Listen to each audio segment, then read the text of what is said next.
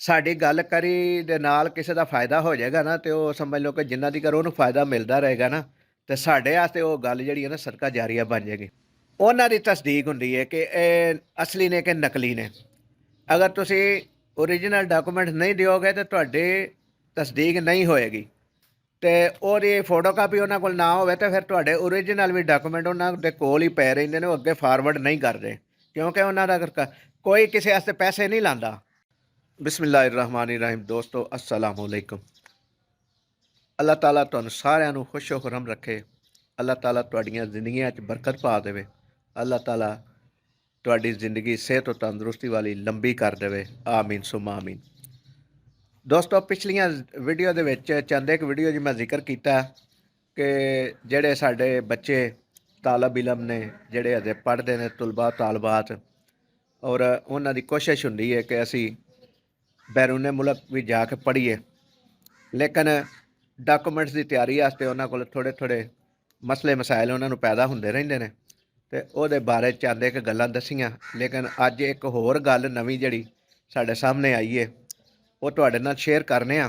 इस तो पहला तुहाडे कोल गुजारिश है कि साडे चैनल नूं अगर सबसक्राइब नहीं कीता तो सबसक्राइब कर लवो और घंटी दे बटन भी दबा दिओ ताकि साड़ी हर नवीं आने वाली वीडियो का नोटिफिकेशन तुहाडे दोस्तां तक सारिਆਂ तक पहुँच सके।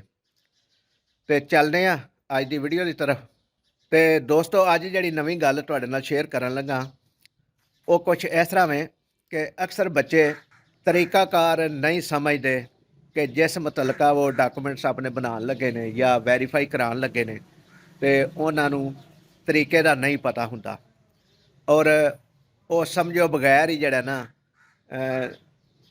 लाहौर चले जाते हैं या रावलपिंडी या जिथे जिथे किसी का हुंदा है जे वड्डे वड्डे शहर जिहड़े ने पाकिस्तान के सूबाई दारुल हुकूमत उत्थे उत्थे ऑफिस बने ने, मतलब HEC या इस तो थल्ले जिहड़ियां डिग्रियां ने उन्हां दी वैरीफाई वास्ते।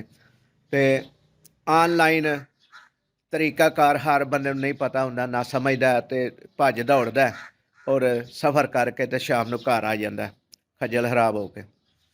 तो दोस्तों HEC की जिन्हें भी वैरीफिकेशन करानी हो अपनी डिग्री की HEC को तो उन्होंने चाहिए कि वह जड़ा ना पहलों ऑनलाइन अपना अकाउंट बनाए, HEC की वैबसाइट पर जाके अपना अकाउंट बना के ते अपने डॉकूमेंट्स की इनफॉर्मेशन जी ना वो पहलू देवे और उन्होंने को इजाजत लवे कि मैं इस चीज़ के डॉकूमेंट वैरीफाई कराने चाहते हैं तो फिर वो उन्होंने टाइम देंदे ने। उस टाइम के हिसाब के नाल फिर दो तरीकाकार ने, दोवां चो जिहड़ा अच्छा लगता जिहदी सहूलत हुंदी है बंदे कोल या टाइम के हिसाब नाल उस तरीके नूं अडाप्ट कर लवे। मैं एक तरीका यह वे कि तुसीं ऑनलाइन तुहानूं टाइम मिल गया तो तुसीं ऑनलाइन ही लिखना कि असीं ऑनलाइन ही डॉकूमेंट जिहड़े TCS के जरिए भेज रहे हैं। TCS के जरिए जिहड़े डॉकूमेंट भेजे जाते हैं ना उन्हां दे टाइम थोड़ा ज़्यादा लग जाता है। तो दूसरा ऑप्शन यह हुंदा कि तुसीं दस्ती भी डॉकूमेंट जाके ऑफिस तुहानूं जिहड़ा टाइम दिता जाता है उस टाइम ते ऑफिस डायरैक्ट जाके जिहड़ा ना अपने कागजात जिहड़े ना दे सकते हो। ਉਹਦੇ 'ਚ ਤੁਹਾਨੂੰ रसीद मिल जाती है फौरी तौर पर कि तुसीं इन्ने दिनां नूं आ के जिहड़ा ना अपने डॉकूमेंट्स वैरीफाई होए लै लिया जे। ਉਹਦੇ 'ਚ टाइम लगता घट। तो दूसरी गल मजीद जिहड़ी अच्छी गल है ना, जरूरी जिहड़ी गल है, अक्सर बच्चे एक गलती करते हैं। वो गलती ये करते हैं कि डॉकूमेंट्स जिहड़े उन्हें वैरीफाई कराने होंदे ने ना उन्हां दीयां फोटो कापियां लैके चले जाते हैं। फोटो कापी कभी भी वैरीफाई नहीं हुंदी। हमेशा जिहड़े तुहाडे ओरिजिनल डॉकूमेंट ने ना उन्हां दी तस्दीक हुंदी है कि असली ने कि नकली ने। अगर तुसीं ओरिजिनल डॉकूमेंट नहीं दिओगे तो तुहाडी तस्दीक नहीं होएगी। और दूसरी जरूरी गल ये कि जो तुसीं असल ओरिजिनल डॉकूमेंट लैके जाते हो ना ऑफिस तो वो नाल जरूरी ये भी हुंदा है कि तुसीं अपनी डुप्लीकेट भी खड़ो, ओरिजिनल डॉकूमेंट दे फोटो कापी भी खड़ो ताकि तुहाडे जिहड़े जमा हुंदे ने ना उहदे नाल फोटो कापी भी नाल लैंदे ने। वो इसलिए कि वो जिहड़े इदारे च घल्लदे ने वैरीफाई कराने वास्ते, तस्दीक कराने वास्ते, ਉਹਦੇ वास्ते जरूरी हुंदा कि उन्हां कोल अपने रिकॉर्ड च तुहाडे कागजात की डुप्लीकेट होनी चाहिए उन्हां दी, मतलब जिन्हों असीं फोटो कापी आने। ਤੇ ਇਹ ਦੋ ਚੀਜ਼ਾਂ ਜ਼ਰੂਰੀ ਹੋਣੀਆਂ ਚਾਹੀਦੀਆਂ ਨੇ। ਔਰ ਕਿਉਂਕਿ ਅਗਰ ਤੁਸੀਂ ਹਾਲ ਹੀ ਦਿੰਦੇ ਹੋ ਨਾ ਮਤਲਬ ਓਰੀਜਨਲ, ਤਾਂ ਪਹਿਲੀ ਗੱਲ ਤਾਂ ਇਹ ਕਿ ਉਹ ਐਕਸੈਪਟ ਹੀ ਨਹੀਂ ਕਰਦੇ ਕਿ ਜਿਨ੍ਹਾਂ ਦੀ ਨਾਲ ਫੋਟੋ ਕਾਪੀਆਂ ਨਾ ਹੋਣ। ਤੇ ਜੇ ਉਹ ਅਗਰ ਕਰ ਵੀ ਲੈਣ, ਭੁਲੇਖਾ ਲੱਗ ਵੀ ਜਾਂਦਾ ਇਨਸਾਨ ਹੈ ਇਨਸਾਨ ਕੋਲੋਂ, ਤੇ ਉਹਦੀ ਫੋਟੋ ਕਾਪੀ ਉਹਨਾਂ ਕੋਲ ਨਾ ਹੋਵੇ, ਤਾਂ ਫਿਰ ਤੁਹਾਡੇ ਓਰੀਜਨਲ ਵੀ ਡਾਕੂਮੈਂਟ ਉਹਨਾਂ ਦੇ ਕੋਲ ਹੀ ਪਏ ਰਹਿੰਦੇ ਨੇ, ਉਹ ਅੱਗੇ ਫਾਰਵਰਡ ਨਹੀਂ ਕਰਦੇ। ਕਿਉਂਕਿ ਉਹਨਾਂ ਦਾ ਅਗਰ ਕੋਈ ਕਿਸੇ ਵਾਸਤੇ ਪੈਸੇ ਨਹੀਂ ਲਾਉਂਦਾ, ਖਰਚਾ ਨਹੀਂ ਕਰਦਾ। ਕਿਉਂਕਿ ਫੋਟੋ ਕਾਪੀਆਂ ਦੇ ਅਗਰ 50 ਰੁਪਏ ਵੀ ਲੱਗਦੇ ਹੋਣ ਨਾ, ਤਾਂ ਕੋਈ ਬੰਦਾ ਪੱਲਿਓਂ ਨਹੀਂ ਲਾਉਂਦਾ।